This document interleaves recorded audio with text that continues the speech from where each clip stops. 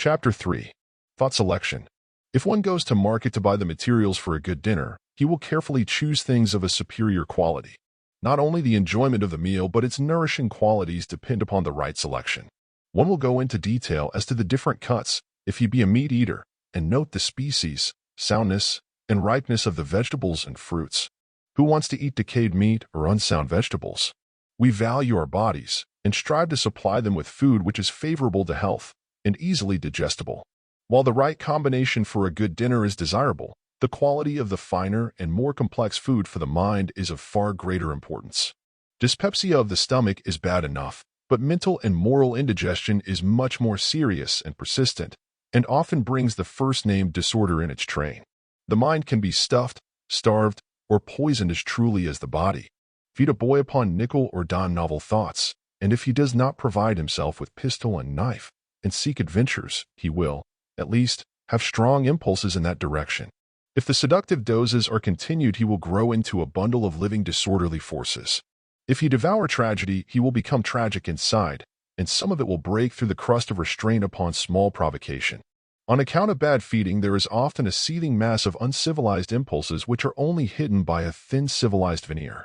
Mental hunger is insistent and will have food, be the same good, bad, or indifferent. It is generally made up of negative and fugitive thoughts.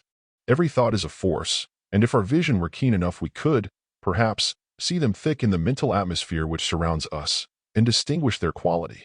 Thought selection is not only important in character and action, but its influence permeates the body and regulates or affects every physical function.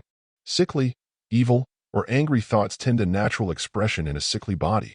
Fear and depression also pull down and weaken. The process is not rapid, and so we do not ordinarily trace the connection.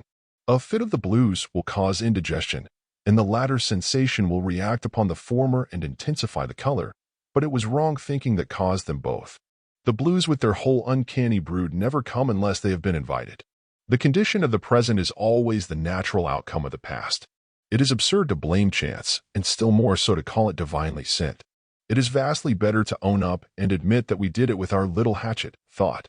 We have a kind of thought reservoir in which are stored all the mental impressions of our past life. Though they may have passed out of memory, each forms a part of what we are today.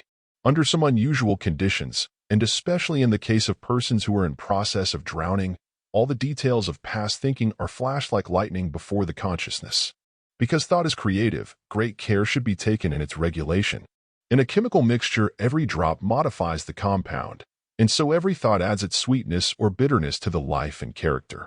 As the letters and words of a book are formed and arranged to express the ideas contained in it, so by a law that knows no exception, the body becomes a living epistle known and read of all men. How wonderfully complicated is every mind, and its body is an exact correspondence. Every detail of the unseen part is seeking to reflect itself in the physical features and organs of every degree. We are fearfully and wonderfully made. Rather, we are constantly making ourselves, and this is what makes our responsibility fearful and wonderful. Everyone is suffering from the mistaken depressions and inharmonies of the past. We cannot wholly change at once, but we can begin to look upon the bright side of things, and so fill the mind with cheerful affirmations and aspirations that pessimistic thoughts will find no standing room.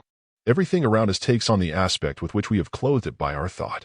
The mind has its sunny rooms, and also apartments of gloom and antagonism. It is a great mistake to think that you must jive in the letter of everything as it comes. Choose your own company and abiding place. As the sculptor skillfully wields his chisel to release a beautiful statue which lies imprisoned in a block of marble, so your symmetrical thought may gradually mold an expression which is divinely fair. Select thoughts of harmony, love, cheer, goodwill, health, purity, and beauty, and just in proportion as you hold them, they will displace and crowd out their opposites. You thus command a situation, if you will. But eternal vigilance is the price of liberty. The real world in which one lives is his thought world, and not the mere things that are about him. Just think of creating your own world. End of chapter.